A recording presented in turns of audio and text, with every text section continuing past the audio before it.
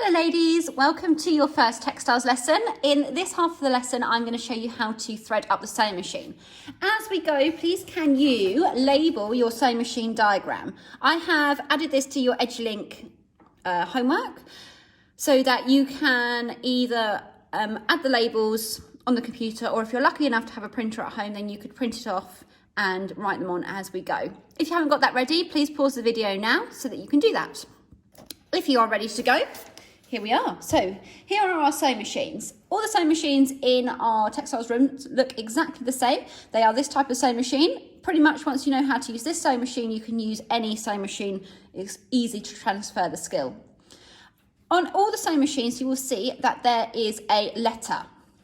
This one is letter L. Down in 302, the sewing machines have numbers. Now, these correspond to these boxes here. In the box, you'll see different letters in different holes. Some over here and here do not have letters. Please ignore those holes. First thing you need to do once you have got your sewing machine and you know what letter it is, so this one is letter L, is you need to find the bits that are for that sewing machine in the box. So this one here, as you can see, is letter L. In there, we have this little case, and we also have this little thing that looks like skis. If you're down in 302, you'll also find in the hole a foot with a circle on it. You do not need that foot at the moment, so just leave that one behind. You just need those two items from the box there. Once you have those, you're also going to need one of these for your sewing machines. Now, some of you might know the names of this already, and some of you might have sung about them at primary school if you're singing the song that goes, wind the bobbin up, wind the bobbin up. You are singing about these. So these are bobbins. You're going to need one of these. They're all different colours, as you can see. Mostly because the Year 11s and sixth formers change the colours of them all the time for their work. So I'm just going to pick a blue one because it's easy for you to see on the screen. And you are also going to need a reel of cotton. We've got lots of different colours. I have picked red so that it's easy for you to see. Once you have those four things, you are then ready to start threading up your sewing machine. We're going to start with our top thread, which is your big thread, like this one here, and it goes onto one of these at the top. They make a little noise like a DJ. There. You're going to pop that onto there. They are called thread holders because they hold the thread. I know it's really hard to remember that. Thread holder. Do you want to label that on your diagram for me, please? Feel free to pause the video as we go if you need time to label. If you could check your spellings, that would also be great. Make sure you're spelling thread correctly. It does not have an F in it for future information. Right, once you've got that on there, we are then going to use this to thread up our machine. You are always going to work from your thread across the sewing machine. You do not work back towards it. So we start from the thread, and you can hopefully see that in my hand, and we work our way along until we get to the first piece of metal. Now I'll show you that. Just going to lift this up. Here we go. So you go around this first piece of metal here, which would then mean that your thread is in that slot. And it comes out this little tiny spout there. Once we've done that bit, I'm just going to set the camera down. There we go. Once we've done that bit, you can then go around this part again from the right to the left. And in here, you will see a little hammer. We're going to go up on the right of the hammer and then down on the left. Now that will then create a letter on the front of your sewing machine. Can you see what letter I have created there? It is a skinny N, skinny capital N. You need to make sure you have your skinny capital N for needle. If you do not have that shape, it will not sew when you start to use a sewing machine. It will just end up tangled and you'll have to re-thread your machine. So you must make sure you have that there. You will have noticed that there is this piece of metal at the top here. People are always tempted to go around this. Do not go around that. You don't need to ever go around that, so ignore that bit. Just down, up, down, always going from right to left. Simples. Now, once you have your N for needle, the next part is pretty obvious. We are going to thread our needle. So, for coronavirus reasons, you must make sure that you cut your thread with a pair of scissors to give yourself a nice, neat end to your thread.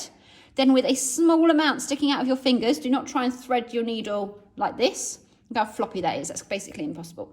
A small amount of thread out of your fingers like this. You're going to poke that through the eye in the needle, the hole in the needle. What you could do whilst I'm doing this is label the needle in your sewing machine there. Okay, once you have that in there, we celebrate that we have done the top thread, well done us, and we go on to looking at our bobbin. So we have our bobbin here, which I already showed you where that came from, and we have got our bobbin case. So what we're going to do is we're going to hold our bobbin case like a teacup, and you'll be able to see on this side that's towards you here, a slit in the top of the teacup.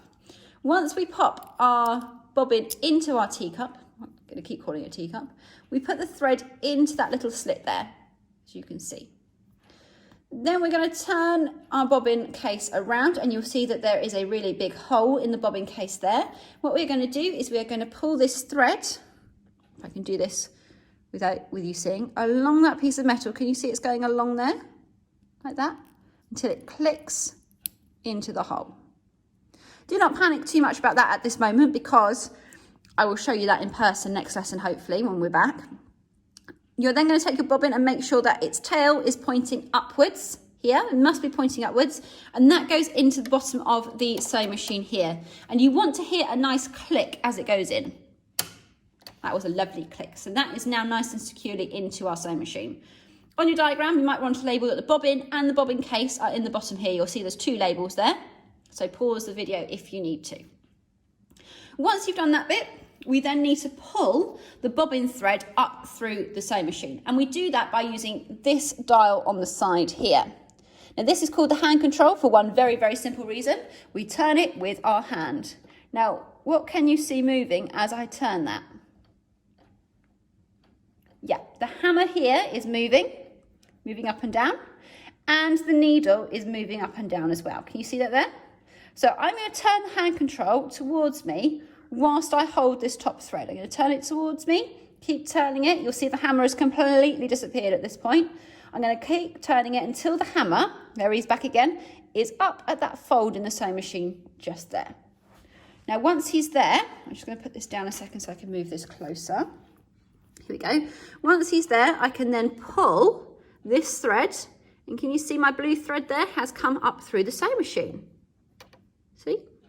That's literally how the sewing machine sews. It loops the two pieces of thread together, and that is what gives you stitches. I'll show that in a minute. We're then going to pull that out so we no longer have a loop, and we just have those two pieces of thread there. Well, hey, our sewing machine threads are in. We just have a couple more bits to do. Now, whilst we're here, let me show you this on our sewing machine. This is what also moves when we turn the hand control. So I'm turning the hand control now. Can you see that they have vanished and they've come back up again? Genius. Now, they look kind of a little bit like crocodile teeth to me, and they're actually called teeth. And what they do is they pull the fabric through the sewing machine as you sew, so you do not have to push or pull it at all. It will just move for you. So they're very important. So on your diagram, teeth. There. Now, we have this ski looking thing. This is called a presser foot. And what this does is it presses down onto the fabric and allows those teeth to work. Because if I was to put a piece of fabric, I've got a piece of paper here. If I was to put that in there, it's moving all over the place. Nothing's going to move that through. But if I then have this on top pressing it down, the teeth will work. So you might see, if I move this like this little spike here, that goes onto that hole in the foot there. So let's slide, oh, this is hard on the camera. There we are. Slide that onto there and then lock it down with that. Now on the back of the sewing machine here, there's this big lever. When we move this, what happens is the foot is lifted up. When we draw that lever down, the foot is down. So let me show you.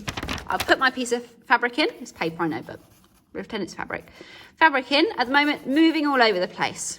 When I lower this down, it now can't move, which means that the teeth will work and they will move that through as I sew. Okay, let's close that up. Make sure you have labelled presser foot and teeth on your diagram. Okay, let me show you how using the sewing machine works. Get that lined up. Lift that up a little bit. There we go. Hopefully you'll be able to see this nice and clearly.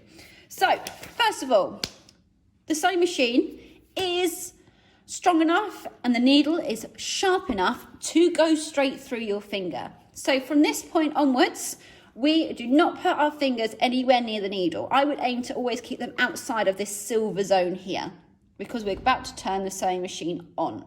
So first of all, we turn it on at the wall.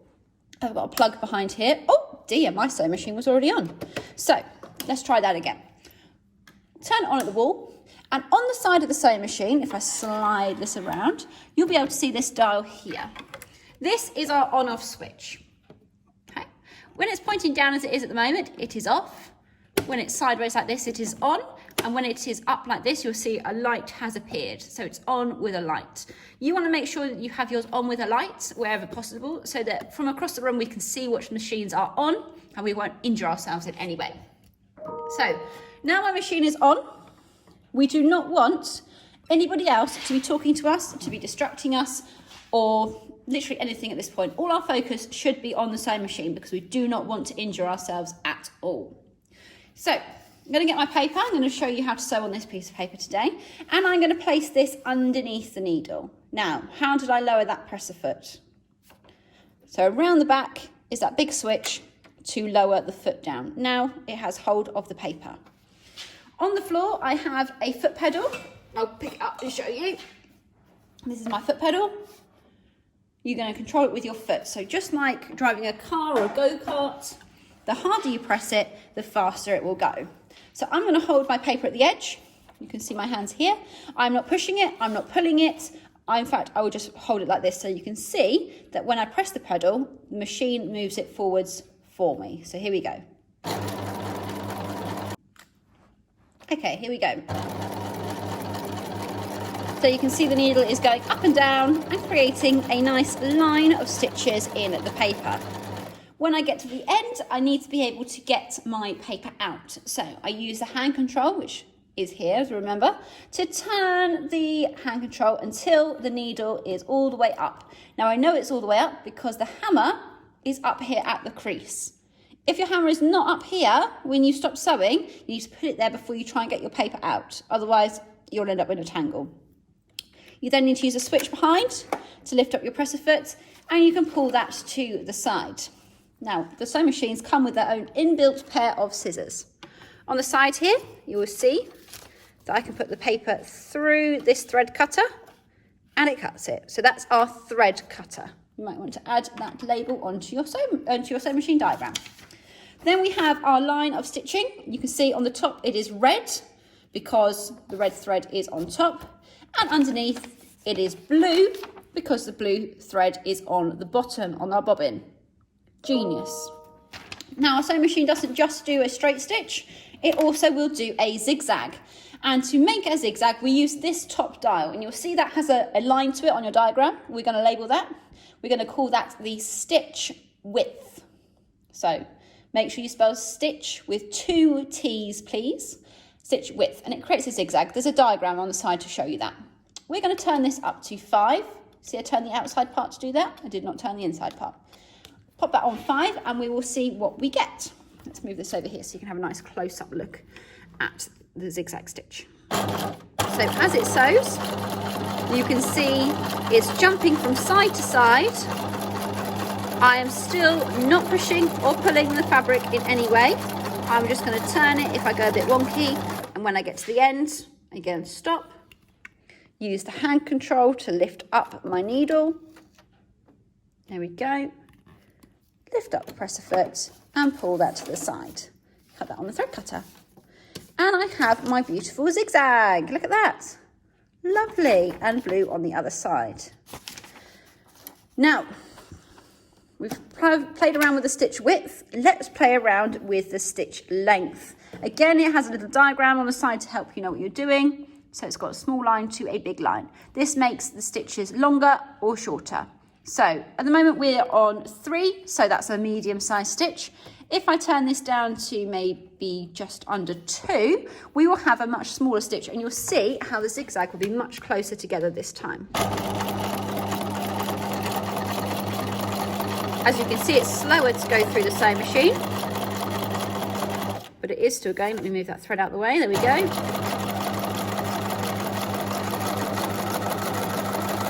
And the needle is jumping from side to side till we get to the end.